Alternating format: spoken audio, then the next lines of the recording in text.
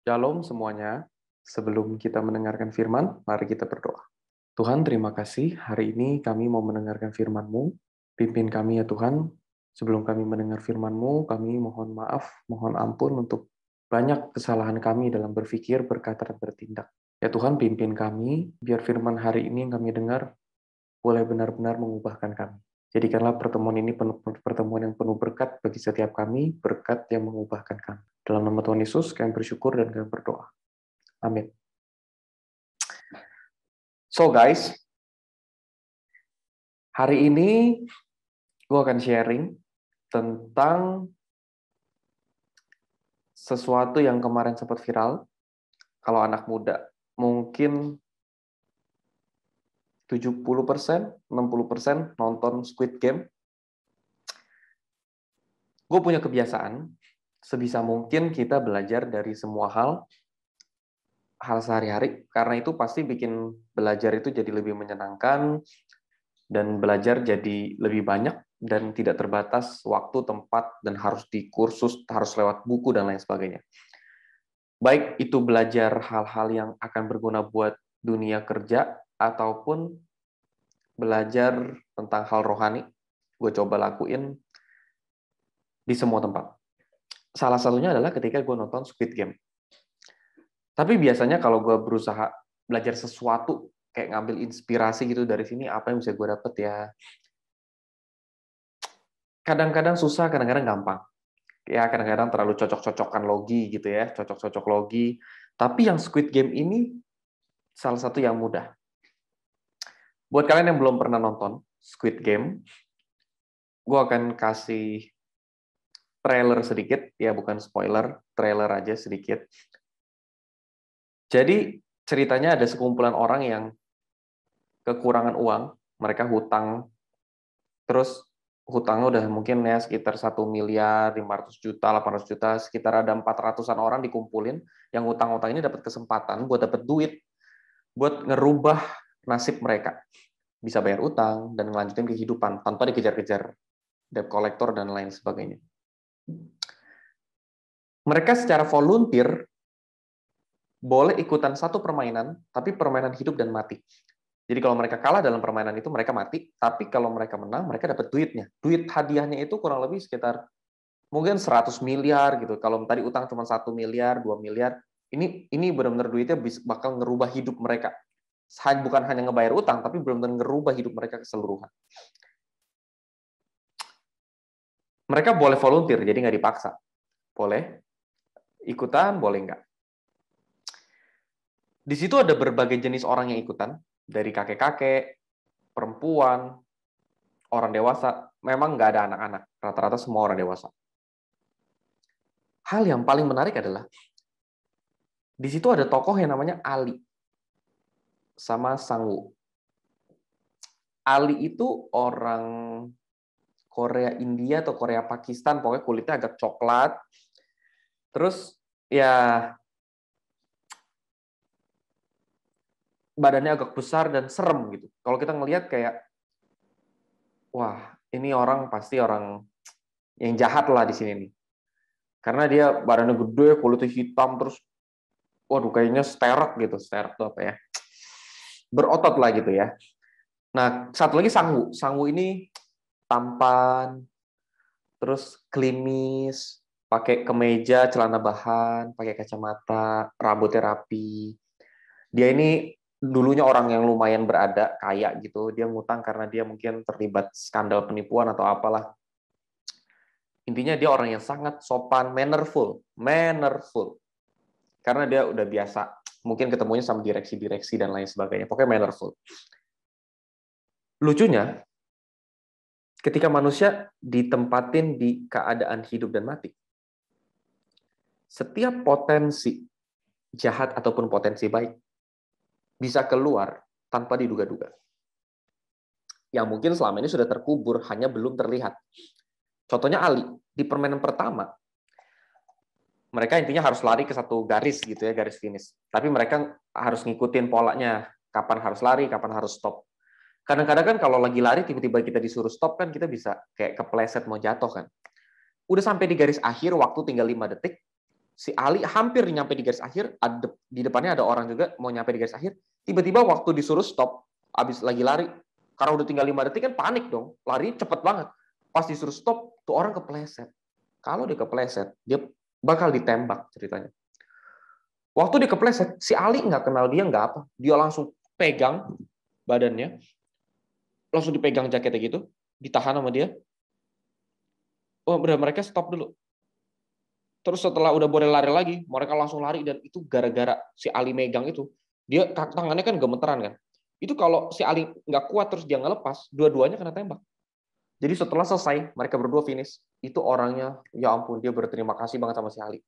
Karena itu kan ngebahayain nyawanya si Ali, dan nggak ngasih keuntungan apapun buat si Ali. Dia kan nolongin ya orang yang dia nggak kenal juga lah gitu. Si Ali juga ya pokoknya dia biasa-biasa aja, nggak abis itu dia kayak sok-sok gimana, nggak juga, biasa-biasa aja lah. Dia nolongin karena dia pikir dia bisa nolongin karena badannya cukup kuat. Di sisi lain, si Sangu ini yang tadinya mannerful, baik banget, pokoknya harusnya jadi hero lah gitu ya. Waduh, dia malah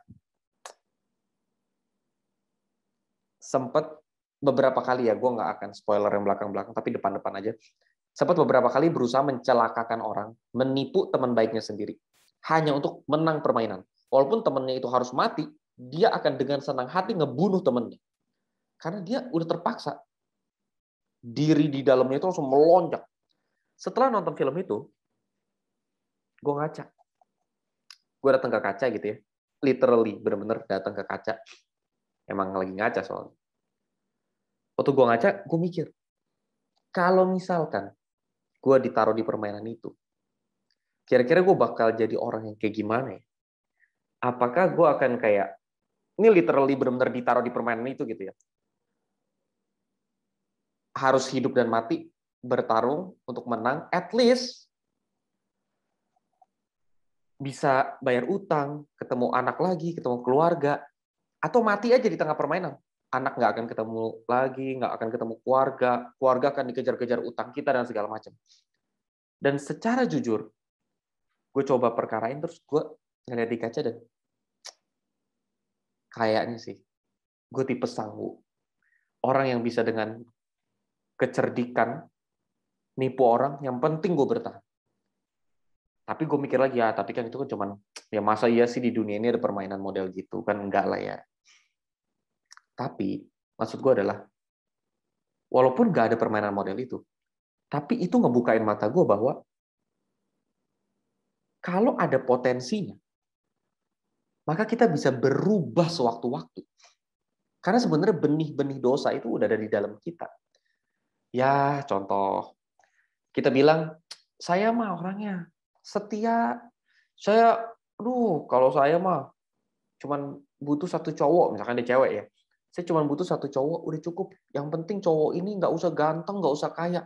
Yang penting cowok ini setia doa pagi jam 5, setia ikut SBT, setia RYC, dan segala macam lah. Pokoknya karakternya yang paling penting katanya. Itu karena wajah kamu mungkin tidak seperti Gal Gadot yang main Wonder Woman. Tubuh kamu juga nggak seperti Gal Gadot.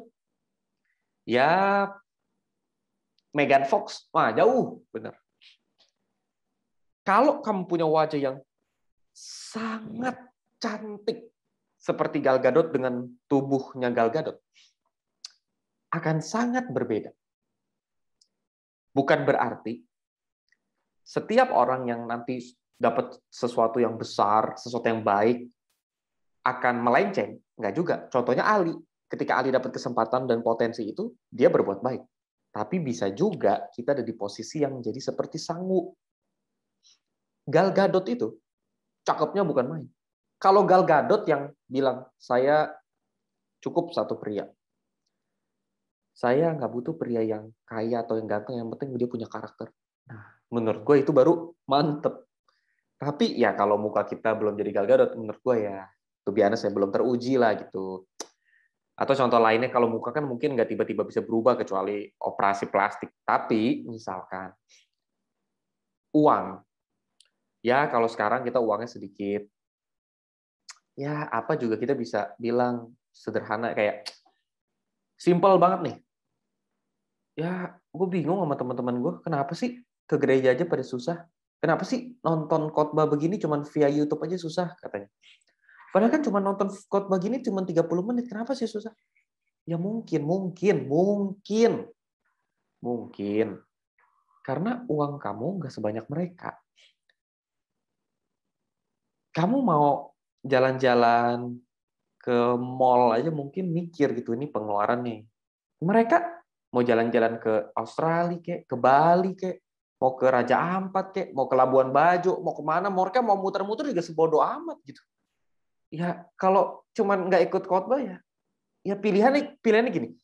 Lu mau diving, snorkeling di Raja Ampat, atau berenang di pantai Ambon, atau lu kulineran di Bali, atau pokoknya seneng-seneng, atau komsel, atau denger khotbah, ya akan berbeda. Kalau lu kagak punya kegiatan, kagak ada duit, di rumah doang, bosen, terus nonton khotbah, ya beda halnya sama lu lagi di Bali, misalkan, contoh, atau di Australia, atau di Jepang, atau di mana lah, lagi liburan seneng-seneng, tapi sempetin baca kitab, doa pagi, dengar khotbah, dan segala macam.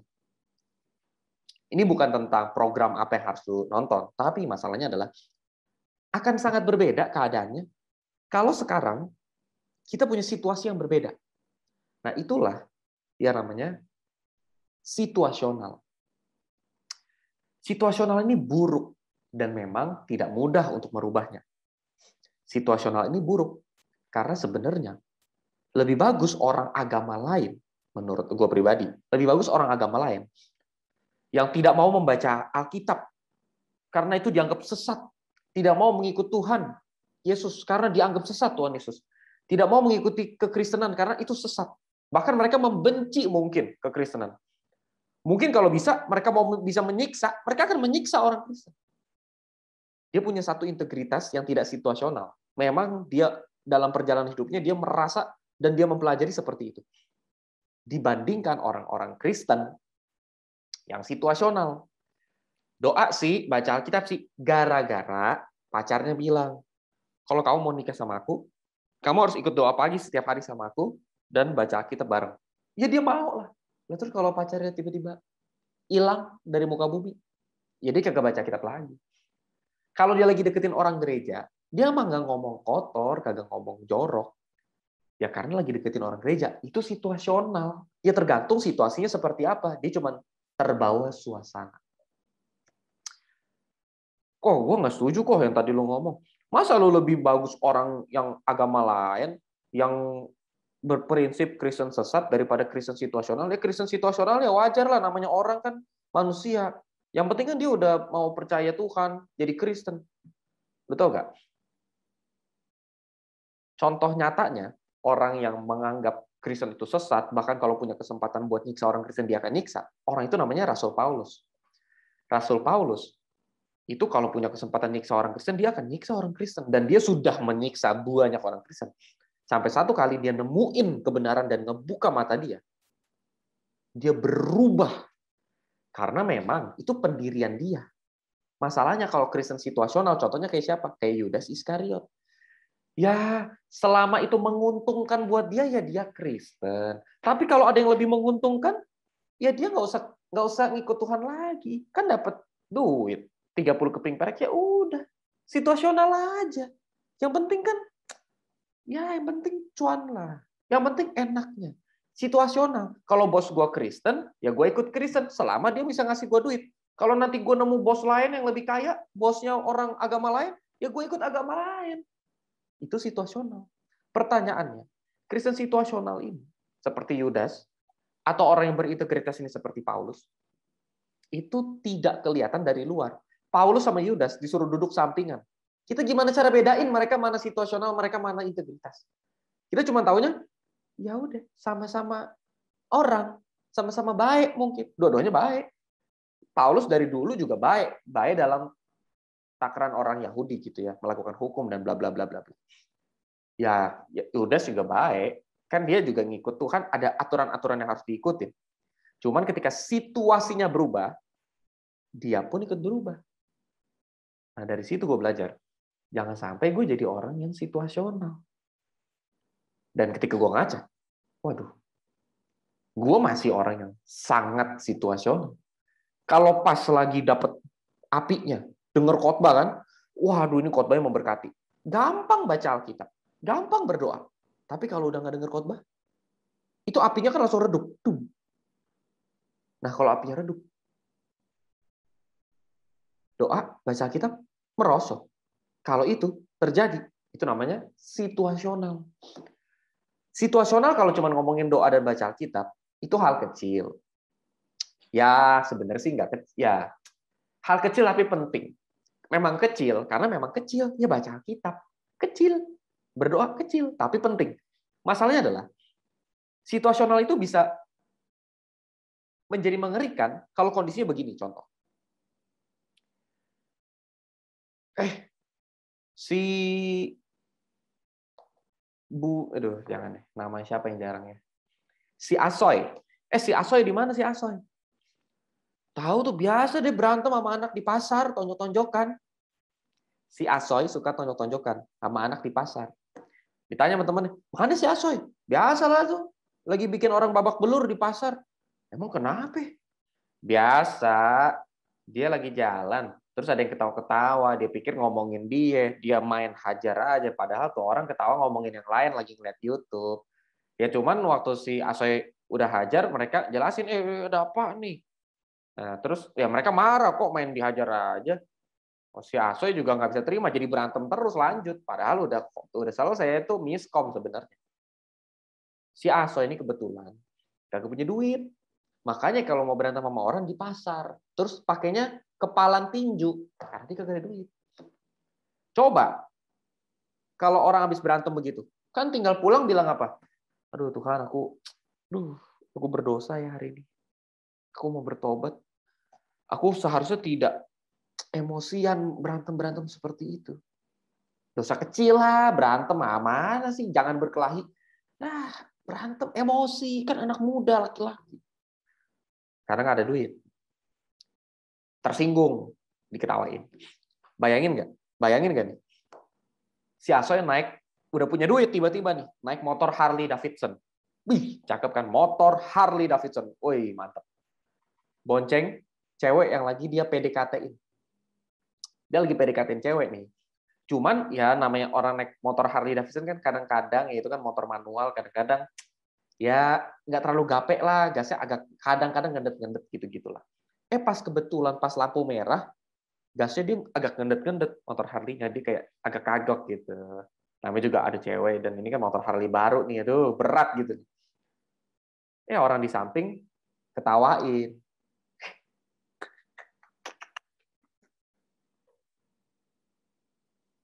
Dia naik motor Harley Davidson, punya duit. Di kantong dia ada apa? Ada belati, ada pisau. Tuh orang ketawain. Terus ceweknya di belakang juga mukanya kayak gitu, kayak agak gimana gitu nih cowok kok nyetir motor kayak gitu. Waduh. Kebayang nggak apa yang bakal dilakukan sama si Asoy? Matiin motor, matiin mesinnya, keluarin pisau, lu ngapain ketawa? Ngapain lu ketawa? Kalau tuh orang masih ngelawan, apa lu? Lu kira gue takut? Langsung si Asoy, wah lu acak. Tusuk. Luka kan? Udah jalan. Itu dia punya belati. 10 tahun lagi, dia naik Ferrari misalkan. Ya, tiba-tiba dapat duit, nggak tahu lah dari mana, dapat Ferrari. Naik mobil Ferrari. Sama lah, kasusnya simple. Lagi bawa istrinya, mungkin udah nikah ya kan, ada bawa anak-anak. Anak-anak kan kayak, wah, terinspirasi sama papanya naik Ferrari nih ceritanya nih. Terus ada orang di samping ketawain dia. Karena mungkin mukanya Aso itu jelek gitu kan. Jadi orang mungkin ngelihat tuh udah langsung ketawa gitu. Mungkin juga kagak lagi ketawain dia, mungkin cuma lagi ngaca di kaca mobil terus ketawa-ketawa. Mungkin aja.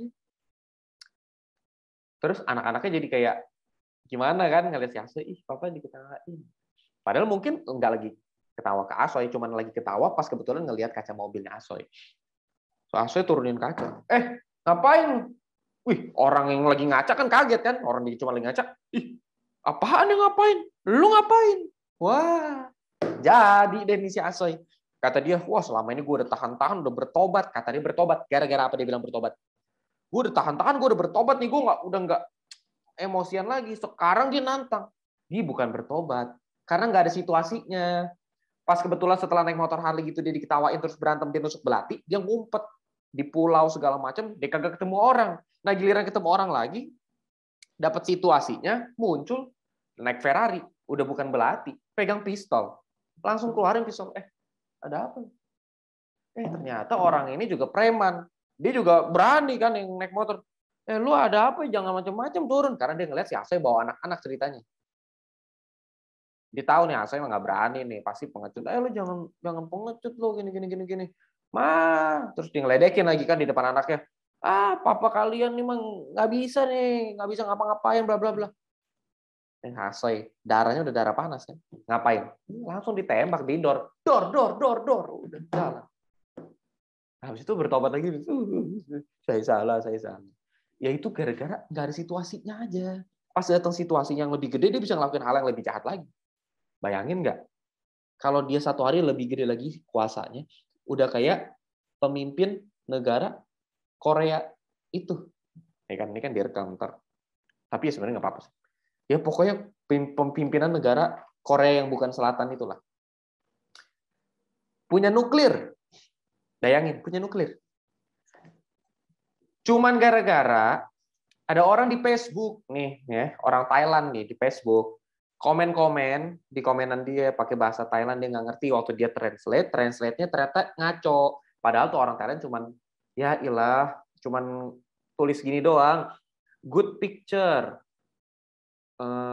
DM me to bisnis apalah bla bla bla, biasa aja. Tapi gara-gara bahasa Thailand terus ditranslate sama si Asoy lagi baca-baca gitu. Wih, kok tulisannya jadi kayak your picture is not bad. Wah, dia kesel kok nggak buruk. Maksudnya apa nih? Wah, ngeledek lu. Tersinggung. Kurang belajar, kurang pinter. Ngomong not bad aja tersinggung. Udah. Thailand. Nah, dia cari Thailand di radar, dipencet nuklir. Besok. Thailand sudah tidak ada lagi. Sudah hangus. Di nuklir Korea Utara. Ditanya sama wawancara. Jurnalis wartawan. Pak, kenapa Bapak menghancurkan negara Thailand dengan nuklir hingga tidak ada satupun warga negara yang tersisa? Dijawab apa?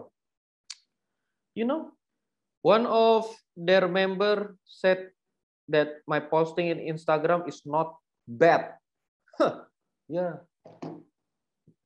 Ya, capek. Nah, itu namanya situasi.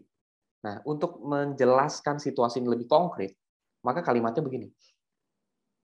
Andai kata semua orang di dunia punya kekuasaan, popularitas, uang seperti Adolf Hitler, maka Adolf Hitler yang kita kenal sekarang hanya akan terlihat seperti bocah pramuka yang suka ngambek-ngambekan, marah-marah, sosok kejam dengan kumisnya. Kenapa seperti bocah pramuka? Karena bisa jadi dan sangat bisa jadi ratusan bahkan ribuan orang di luar sana jauh lebih mengerikan dari Adolf Hitler, hanya tidak punya potensi seperti Adolf Hitler. Adolf Hitler mengerikan dan dia punya potensi untuk membasmi jutaan orang Yahudi. Tapi kalau orang-orang di luar sana semuanya punya popularitas, kekuasaan, uang, kekuatan, karisma yang sama seperti Adolf Hitler, mereka akan jadi jauh lebih mengerikan. Dan jangan-jangan orang itu adalah saya atau Anda. Jadi, kalau Tuhan mau ngerubah karakter kita, saya sangat yakin. Maksudnya ngerubah karakter, bukan hanya tentang diinjek kakinya di lift nggak marah. Ya iyalah, karena lagi di gereja. Mana ada orang marah-marah di gereja? Kalaupun ada, udah ekstrim banget kan. Kita langsung, parah, di gereja aja marah-marah. Ya itu karena situasinya. Kalau Tuhan mau ngerubah kita, bukan hanya hal-hal kecil seperti itu. Itu bagus untuk dirubah, tapi itu hal-hal kecil yang kelihatan, yang tentunya harus dirubah. Tapi sebenarnya Tuhan mau menahan semua potensi Atau kalau kata kalimat Om Eres, pangkalan dosa. Nah, pangkalan dosa dalam hati ini nih yang punya potensi jauh lebih mengerikan kalau ada trigger dan kekuatannya. Yang tadi, si Asoy, kalau nggak punya duit, berantemnya di pasar. Lebih buruk lagi, kalau si Asoy kagak punya otot. Kalau dia berantem, cuma bisa ngomong. Gitu. Pasti punya otot bisa tonjok-tonjokan. Kalau nggak punya otot, cuman kalau nggak punya nyali, lebih parah lagi. Yang nggak punya nyali, ada nggak orang suka nyolot nggak punya nyali? Waduh, banyak. Yang nggak punya nyali, jangan kan ngomong. Nggak enak, takut kan. Dalam hati doang dia kayak, dasar gini. Tapi dalam hati. Nah, ini. Artinya kalau kita cuman pikiran kita gini, dosa saya nih cuman ngomongin orang. Saya cuman kayak suka ngededel dalam hati.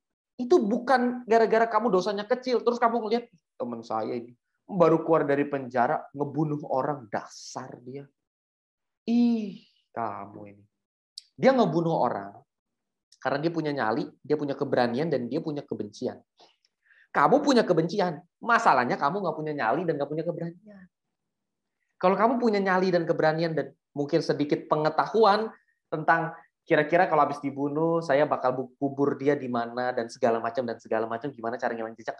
Ya mungkin kamu udah ngelakuin yang lebih ngeri dari yang dia lakuin, dan mungkin lebih ngerinya lagi kamu nggak di penjara karena kamu lebih pintar dari dia. Maksudnya adalah jangan menghakimi orang lain yang bersalah seakan-akan kalau kita tidak melakukan kesalahan seperti mereka, kita lebih baik dari mereka. Padahal bisa jadi karena memang potensinya belum hadir di depan mata kita. Siapa yang tahu sih? Siapa yang tahu kalau satu hari potensi itu hadir di depan mata kita? Kita bakal lebih baik dari dia atau lebih buruk dari dia. Kalau sekarang, kita akan selalu merasa lebih baik dari orang lain yang melakukan keburukan. Kalau Tuhan mau ubah hati kita, Tuhan akan ubah bukan hanya yang kelihatan yang kecil-kecil itu, tapi Tuhan akan ubah dalamnya. Dari setiap potensi. Jadi sekalipun terjadi sesuatu potensi atau apapun yang buruk, kita tetap ada di jalan yang benar dan baik. Kalau kalian tahu dan suka nonton film, aku sangat suka nonton film, makanya hari ini aja inspirasi dari Squid Game. Ya, aku suka diskusi dari film karena menurut aku tuh menarik gitu ya. Bayangin aja kalau misalkan setiap Truth ID bisa ngupas dari film ini dapat apa, dari film ini dapat apa. Ya mungkin itu akan jadi program favorit karena sekalian mendapat referensi film bagus, sekalian dapat maknanya juga yang bisa dikait-kaitin sama kehidupan gitu kan. Nah, salah satu film yang the best banget, filmnya Mel Gibson, The Passion of the Christ. Ya, kalian pasti pernah nonton. Itu film bukan hanya bagus karena tentang Kristen, tapi itu dari semuanya. Aduh, bagus banget. Dan jujur ya, gue yakin banget lah. Di antara kita pasti ada yang kalau berdoa, itu sebenarnya ngebayangin mukanya Jim Caviezel. Mungkin kalian nggak tahu namanya, tapi Jim Caviezel itulah pemeran Tuhan Yesus di film itu. Yang memerankan Tuhan Yesus, Jim Caviezel namanya. Ya, beberapa kali waktu kecil, waktu gue doa, dia muka Tuhan Yesus yang muncul waktu doa, ya mukanya Jim Caviezel yang ada di film itu. Karena itu sangat cocok gitu. Kayak ngebayangin Tuhan Yesus ya kayak gitu. Ada karismanya dan segala macam. Nah, Jim Caviezel itu satu kali diwawancara, dia ngomong gini, hasil perenungan saya, memerankan karakter Kristus dan ya untuk kan namanya aktor tuh kan kalau mau memerankan suatu peran dan maksimal, dia harus benar-benar masuk ke dalam peran. Jadi dia berusaha memerankan seperti Tuhan Yesus, dia belajar baca Alkitab bla bla bla. Dan dia menurut gue sih maksimal memerankannya. Terus dia ternyata dalam pembelajarannya dia dapat terinspirasi tentang hal ini. Menurut dia setiap manusia harus berhati-hati sama dosa. Karena di depan mata iblis. Nah, ini penting banget. Dari seluruh bagian khotbah hari ini bagian klimaksnya. Ini yang paling penting. Di depan mata iblis, setiap kepala manusia itu ada harga. Oh, Anto misalkan. Anto. Oh, Anto. Ini mah kasih dia kesempatan buat korup 30 juta di kantor. Dia jatuh nih. Jatuh dia. Oh, si B. Kalau si B ini mah, kasih dia sekretaris. Sekretaris cewek, seksi, jatuh dia. Si C mah gampang ini, paling gampang. Kasih dia iklan judi online, jatuh dia nih. D, kalau D ini murah nih, murah, kepalanya murah. Ini mah bikin dia kesepian aja. Kalau dia udah kesepian, dia udah gabut, jatuh dia dalam dosa. Segala macam dosa dia jatuh. Kalau si E ini agak rumit. Dia udah mulai dengar-dengar Rehobot, tapi masih ada harga di kepalanya. Harga di kepalanya si E ini, dia nih agak rumit. Bisa, tapi ini bisa dijatuhin. Bikin dia kepahitan sama gereja. Jadi, tunjukin dia kesalahan orang gereja. Ntar dia jatuh. Siapa lagi kata iblis. Anak buahnya ngasih F. Wah, F susah nih. Dia kepalanya udah nggak ada harganya, udah mulai abu-abu. Kenapa? Karena dia mulai meninggalkan dosa, meninggalkan segala sesuatu. Supaya dia nggak bisa dibeli sama setan. Ya, ibarat kata dia orang Rehobot yang orang truth yang ngikutin ajaran yang benar, terus benar-benar berusaha dipraktekin. Kira-kira iblis bakal ngapain? Gini. Coba buka filenya. Dikasih filenya. Ini, bos, filenya, bos. Oke, saya buka filenya. Oh, si F. Kalau dilihat dari sejarahnya nih, dia memang sudah mulai dengar-dengar truth dan bla bla bla dan mulai berdoa bla bla. Oke. Kita lihat dari sejarah riwayatnya dia apa? Oh, dia pernah jatuh kalau dia emosi. Oke. Kayaknya emosi bisa kita coba nih. Coba besok kasih dia kesempatan buat dapat proyek gede sampai dia abaikan proyek lain untuk fokus ke proyek gede ini, tapi ketika dia mau presentasi, dibatalin. Orangnya ngilang. Coba. Besok dia lakuin kan. Gagal, hilang gitu orangnya. Bos, dia nggak emosi, bos. Kagak kepancing. Wah, nggak mungkin. Apa ya? Coba lihat lagi riwayatnya. Nah, ngerti nggak maksudnya? Iblis itu ngebaca kita tuh ada harga di atas kepala kita tuh ada harganya. Jangan sampai kita bukan hanya bisa dibeli, murah gitu kan lebih ngeri. Gue yakin banget di antara kita nih pasti ada harganya. Dan gue yakin di kepala gue nih masih ada harganya nih. Gue nggak tahu mahal ataupun murah. Ya tapi maksud gue semahal-mahalnya iblis bisa beli lah. Ya mungkin yang lain harus dapat kesempatan nyogok 30 miliar. Ada yang cuma 10 juta juga udah jatuh. Ada yang cuma 100 ribu juga udah jatuh. Ini bukan hanya seni untuk meningkatkan harga di atas kepala kita, tapi benar-benar menghilangkan harga di atas kepala kita. Sampai nggak ada lagi harga yang bisa iblis beli karena kita sudah ditebus sama Tuhan dan benar-benar hidup untuk itu. Itulah hidup yang merdeka. Kalau kalian ngerasa, kok gue ngerasa dikerjain, setiap kali gue mau serius sama Tuhan, jatuh gue dalam dosa. Ya lu kan tahu kok, kalau gue jatuh dalam dosa gimana? Gue susah baliknya ke Tuhan. Nah, dalam hati gue, lu nggak ngebayangin sih yang gue bayangin. Nih ya, pas iblis lagi ngelihat grafik statistik kita gini ya, kok si Adit mulai doa-doa rutin lah, doa pagi lah sekarang, baca Alkitabnya lebih rutin lah. Ini nggak bisa dibiarin nih kalau lajunya seperti ini, bisa jadi kecepatan seperti ini, setahun lagi dia nggak bisa dibeli nih sama kita, kepalanya bisa hilang nih harganya.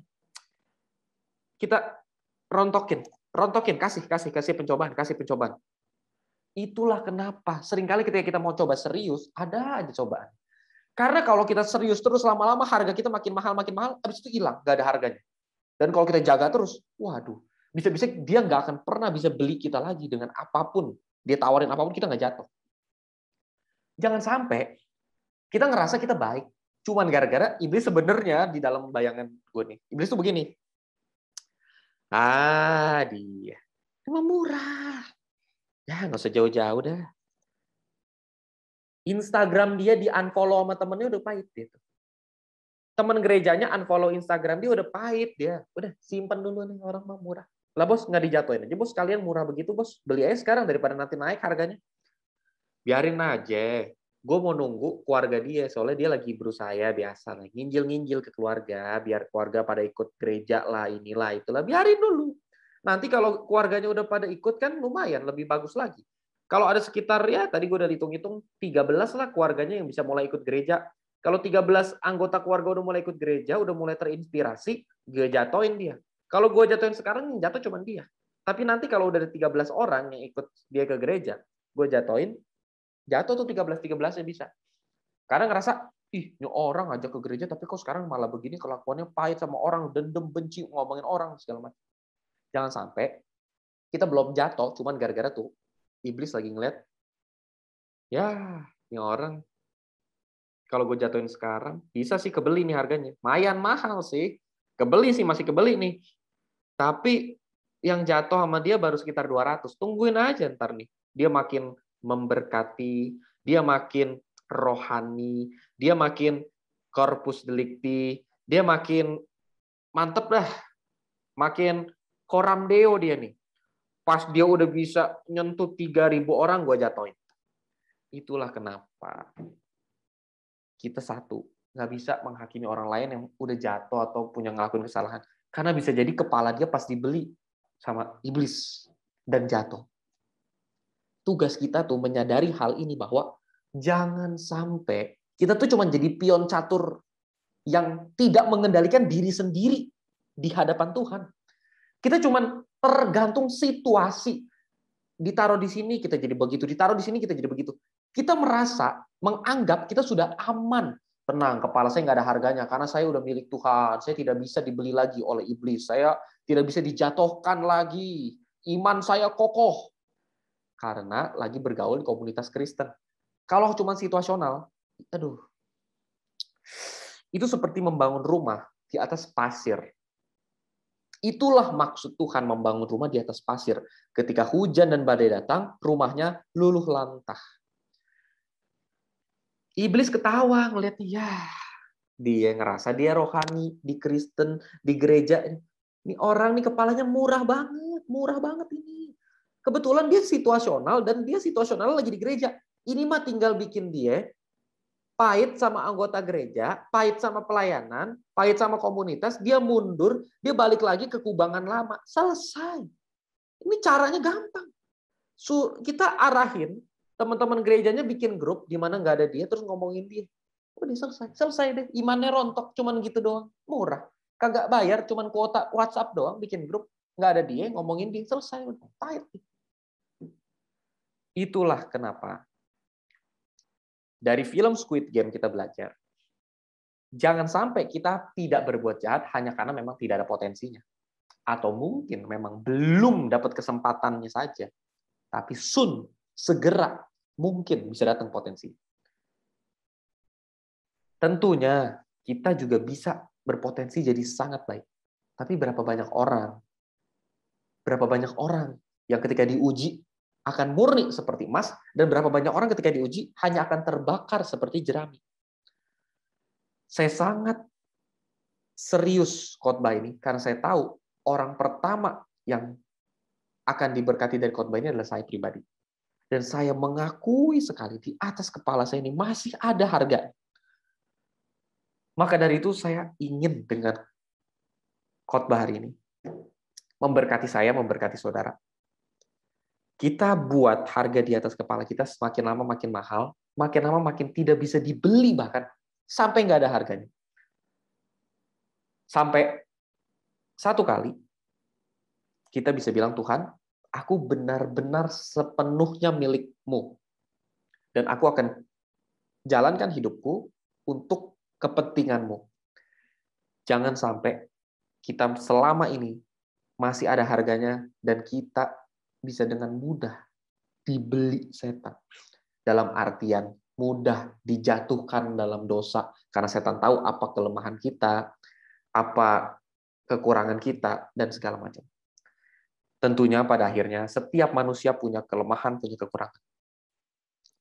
Saya terutama. Dan tidak mudah untuk merubah kekurangan dan kelemahan. Tapi setidaknya hari ini jadi bahan pertimbangan kita. Apakah kita mau hidup kita dikendalikan oleh pihak lain seperti iblis, yang hanya bisa memberikan impuls-impuls aja terus kita bisa ngikutin? atau kita bisa benar-benar mengendalikan hidup kita sepenuhnya untuk kepentingan Tuhan. Karena tentunya Tuhan ingin kita menjalankan hidup kita untuk kepentingannya. Teman-teman, kalau hari ini kalian diberkati, kalian bisa juga memberkati orang lain dengan cara share khotbah hari ini. Share aja linknya, bisa ke WhatsApp, kemanapun lah yang kalian ngerasa bisa diberkati lah orang itu. Semoga kita bisa sama-sama jadi orang yang lebih baik. Tuhan memberkati, kita berdoa. Tuhan, terima kasih hari ini kami sudah mendengarkan firman-Mu tentang potensi kami dalam berbuat dosa atau berbuat baik. Tuhan, pimpinlah kami, biar kami bisa benar-benar tidak dibeli oleh iblis dengan jatuh dalam dosa oleh kelemahan-kelemahan kami. Tuhan, pimpin kami, pimpin setiap kami, Tuhan, berjalan di jalan-Mu. Kami tahu kami punya banyak kesalahan, tapi kami tahu Engkau tidak pernah sedikit pun berkurang cintanya karena kami berbuat salah. Dan Engkau juga tidak bertambah cintanya ketika kami berbuat baik. Engkau selalu mencintai kami tetap sama. Terima kasih Tuhan. Engkau selalu ada untuk kami. Terima kasih Engkau kirimkan orang-orang yang baik untuk menolong kami kembali ke jalan. Terpujilah Engkau ya Bapa, Putra dan Roh Kudus. Dalam nama Tuhan Yesus kami bersyukur dan kami berdoa. Amin. Tuhan memberkati.